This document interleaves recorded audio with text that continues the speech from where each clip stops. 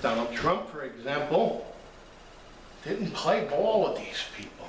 He was his own person. He fought for the American people, if you believed it or not. People are like, oh, he's just a... Who cares? Let's just say for a moment he didn't believe anything he was saying. But he fought for what I believed in. And he certainly accomplished a lot. Whatever was against him, I'd rather people that didn't believe it than to fight for me and actually get things done or fight or try. Wow.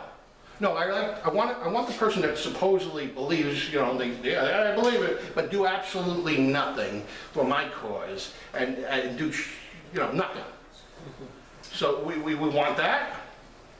Who cares? Oh, if you believe. That was the distinction he got in the beginning. We all know. Hey, people change. Reagan was a Democrat, right? At the end of the day, we want people to fight for us, and we should support those people that fight for us. Don't throw them under the bus. Don't throw them under the bus. The other apparatus will always be gaining power that way. They will set the agendas. They will make sure you get the thing in you. Get it. But you can't sue. Can't sue. You can't sue them. Still, the companies, try suing them. Good luck. Can't. What is that saying? Look, whatever, you did it on your own decision, that's fine. God bless you. That's your decision, and that should only be your decision. It shouldn't be forced on people and say, you lose, you get the reds. Where's the science? Well, the science says. What science? You made it up as you went along, you nitwits. But we are in a time that we need, like I said, to fight. We gotta fight. Not just fight for the right to party, as the song goes. You gotta fight for your rights. So you could party later on. Because we all know in the pandemic you weren't allowed to party, right? You couldn't have a certain amount of gatherings, right? Couldn't have a certain amount of people. Not in our park, I made sure. Well, that's right, Heshy made sure of that. He clip. Okay, and the parks and whatnot.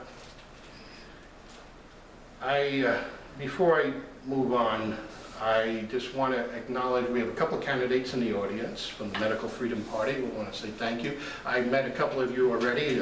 Okay, I met him because he's in my district. And as the district leader, get some signatures to get him on the ballot. He's running in the 39th City Council District. And a couple other, Martha? Martha Rowan, I'm running in the 33rd Council District against the co-chair of the Progressive Caucus. Very good. You, sir? Hello, my name is Isaiah Orlando Vega. I'm running the 37th Council District. To make something known, on the End Jew Hatred Day vote, Sandy Nurse was one of only 2 no votes, making her an anti-Semite, so I hope you can support me. Thank you. Thank you. It's important to support our candidates because we are in a fight. We're in a street fight. We're in a street fight. And that means you have to be in the street. It means you have to get signatures to help out. Do the best you could do. Okay? The most annoying part is over already. And that's the part of getting signatures from your list. If you're a registered Republican, you know that's a tedious task. Knock on a door, hello, hello. We've been waiting for you. No, they haven't. Where the kisses are hers and hers and his and his company too. No. It winds up being, hi, could you come back later? Oh my God, I got the real person. No, I don't want to come back later. Could you sign my stupid petition, please? No, could you come back later? And it's a tedious task. You have to go around and around and round and round. But at the end of the day, when you do that, you help out those candidates get on the ballot. So when you go into that voting machine, you see, hey, Republican versus someone. Yeah, good. The Republican's actually running against the Democrat or what have you. But if you don't participate and help out, the Democrat versus no one, and then you complain. People complain, why is there no one running against this? Why is there no Republican? Why? Or another party that believes in my ideals? Why? You know, we needed people to be foot soldiers. Needed people to go out there and get signatures. No one did it. No one got on. And your voice can't be heard on election day. The socialist, whatever, lowlife, they got on. They have the whatever union and everyone supporting them. They got on. What happened to us? We need the foot soldiers out there. So with that being said, I would like to turn over the lectern to our host and candidate, Heshy Tischler.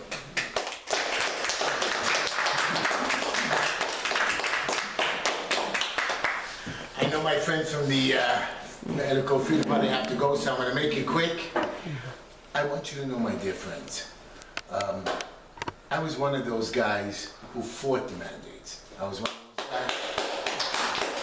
of those guys that did not allow myself to stay in the basement like my competitor who acted like Joe Biden, the Kalman-Yeager. The reason a lot of our candidates are able to get away with this sexual child stuff because they themselves are predators. They themselves get away with stuff that, look in our city council, our Congress. But I don't want to even talk about them. I want to talk about me for a moment. You know, in the commandments, and all of us believe in God, whether it's the Christian, Muslim. I actually sued the governor 4 times with a lot of organizations to keep our synagogues and mosques open. Check it out with Heshy Tischler on there. I want to tell you a story. You know, the Bible says you have to love your neighbor like you love yourself. If you don't love yourself, you can't love the neighbor. I'm going to tell you a story and I'm going to let you go. My father died, and I've mentioned it a few times, when I was 13 years old and 1 month. Tough time. We were doing great. I was going to be rich. My father came from the Holocaust, successful. I knew my future was ready to go. All the kids around me said, oh, you come from a wealthy family living in Bensonhurst. He died. And half-brother took it away, and we started to lose it all. My mother, she was 55 years old, 3 little kids, 13, 12, 11, and a Down syndrome sister that I still take care of. And I was in charge. My father told me a story about the Holocaust, how to take over the family. And I'm living by that story, and I've mentioned that story, and I'm not going to say it now, but I'm going to tell you something else. My mother was going through a very bad depression. Nobody was allowed in the house anymore. No charity, no food, and my house was always busy. Always on a Saturday night, always on a Friday night, like even to this day, in my house. And my mother said, you can never open that door again. I was helping the family, trying to take care of the funds of the family at 14 years old, sell the house, reinvest the money, and that's what my job was. One day came to the door an old man. I was standing. We had a one family house, 2 levels, a little attic. And we always had a little box of money to give out, $3, $5 for anybody that came by. My wife still does it. We always give charity when somebody knocks on the door. And my mother said we can never open the door. And I was standing down there, and somebody knocked on the door. I don't know what happened. I went and I opened the door. An old man, white, messy beard. You saw his clothes was disheveled, a little dirty. And I opened the door for him. He had one of these taxi cab old hats. You know, it was in the 70s. And he says, can I have some money for food? So we still had that little pushka box, we call it, the charity box. And I ran to take some money out. And I looked up and I heard my mother say, what's going on? And her eyes burned right through me. This lady who was surviving the Holocaust, was escaping, she got me. She caught me. What's going on? I said, Ma, man is at the door, he has nothing. He's zero. I gotta give him a few bucks. She walks down the steps. I knew I was dead meat. I was in trouble. She was gonna kill me. She goes to the door and looks at him. Says, where you from? He says, from California. I have nowhere to go. I just want some food. My mother tells him to come in. And she takes him into our little dinette, sits him down. And I don't know what happened to this woman, but in about 10 minutes, She had the table set, the pickles, the coleslaw, frying pan out, chicken cutlets frying, cutting the potatoes. I was watching a miracle that within 15 minutes, she had a meal on the table for this man. He was so happy, and then she looks at me, and I was just in shock, so I was in trouble. She says, you sit down and eat with him. And I remember eating those chicken cutlets. They were the most delicious ones I've ever eaten. To this day, I still taste it in my mind.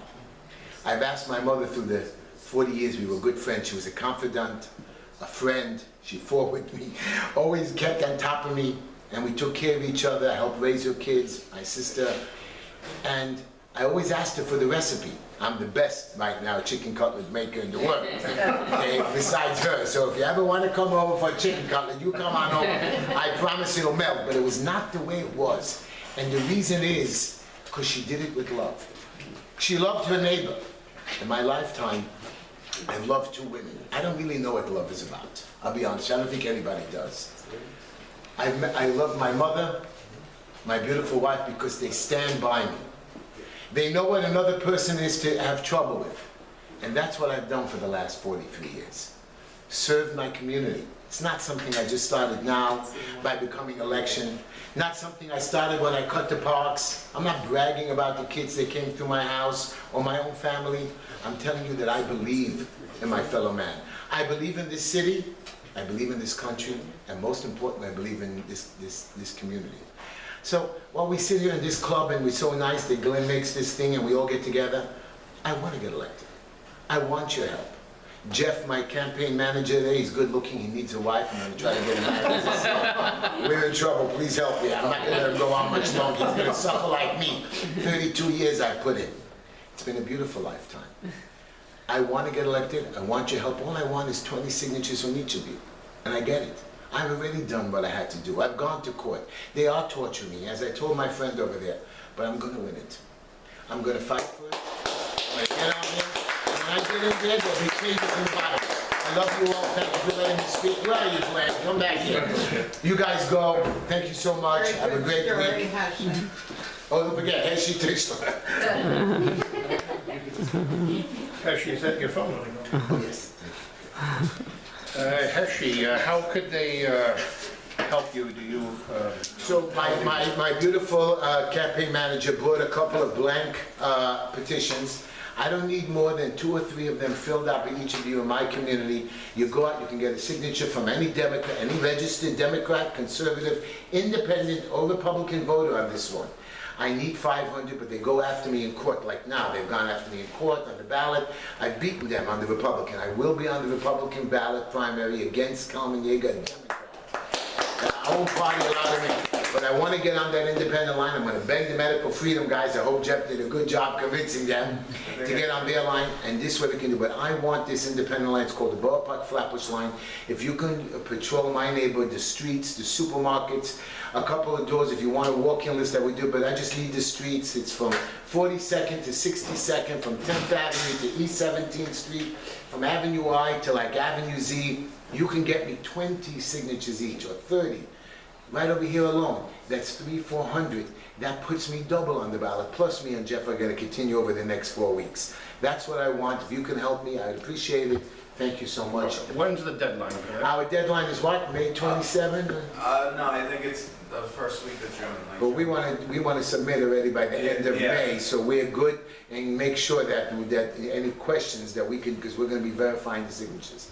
So if you don't mind me at the end of the thing, or to hand out like 2 or 3 pieces to everybody, and it's a pretty simple petition to sign. As long as you're a registered voter, Right. If you're a registered voter, just get them you to can sign be the it, subscribing. and we'll teach you how to fill out the bottom to be the witness. Right, Jacob? Yeah. If you need a cigarette or something, or you like a massage? I don't think we offer that benefits. So, You give it out. Yeah. so with that point, like we were saying before, we do need help. Help people out as best as you could. I mean, we all don't like getting signatures. I'm a district leader.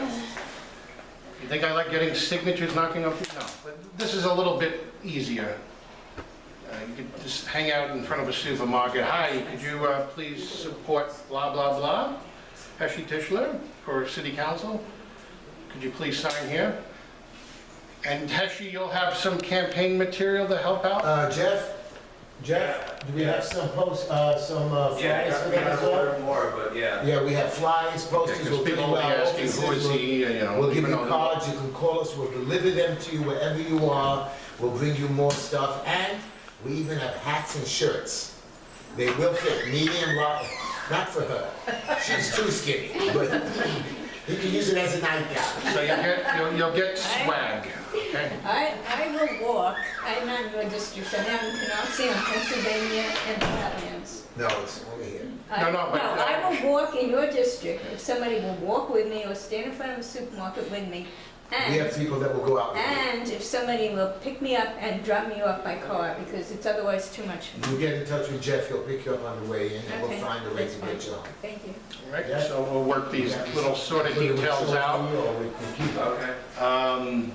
Larry, I think we're gonna just, what time we have here? 301. 3:01, okay. So Larry, with that, I'm gonna end this particular portion of the meeting. So I just want to thank everyone for joining us here today at the Brooklyn Tea Party. Thank you.